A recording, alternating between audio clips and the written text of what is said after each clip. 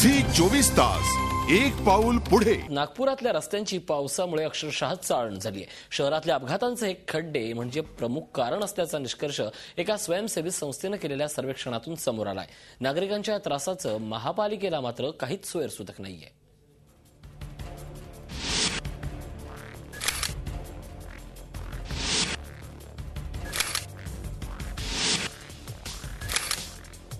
नागपूरच्या रस्त्यावर ठिकठिकाणी पडलेल्या या खड्ड्यानं पालिकेच्या साऱ्या दाव्यांची पोलखोल झाली आहे। पालिकेने केलेले सर्व दावे पावसात वाहून गेलेत। शहरातल्या प्रमुख रस्त्याची पुरती चाळण झाली आहे। रस्त्यावर खड्डे की खड्ड्यात रस्ते असा प्रश्न कुणालाही पडेल। वाढत्या अपघाताला हेच खड्डे कारणीभूत असल्याचं मत नागपूरकर व्यक्त करतायत।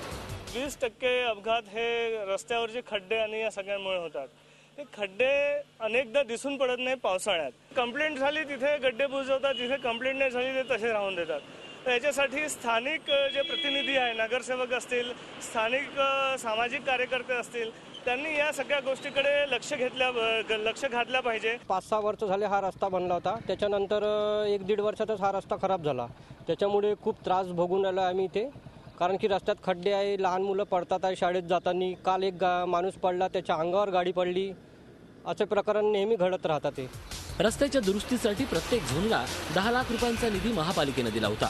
मात्र हा सारा निधी गेला कुठे असा प्रश्न आता पडतोय।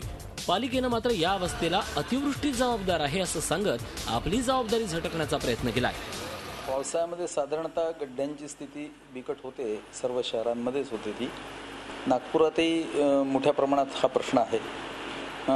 यावर्षीची विशेषता अशी आहे की यावर्षी पाऊस एका छोट्या कालावधीत इतका मोठा पडतो आहे की त्याच्यामुळे जे रिपेअर केलेले काही गड्डे आहेत ते देखील उलतात। त्याच्यामुळे नागपूरकरांना रस्त्यावरून वावरताना रोज मनस्तापाचा सामना करावा लागतो। मात्र तरीही पालिका प्रशासन ढिम्म आहे।